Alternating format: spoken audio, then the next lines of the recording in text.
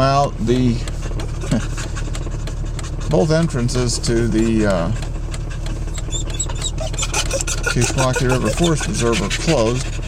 I could see flooding on the other side. I don't think this side is flooded over here on the east side, but they thought it closed off too, so we're going to go up to the Blackhawk Springs parking lot and park there.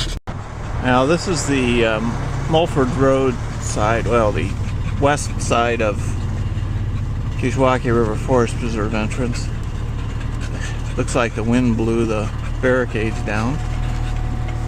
You can see that water has come up over the road.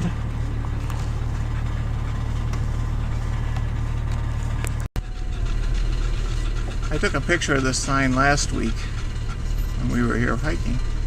Last weekend, rather.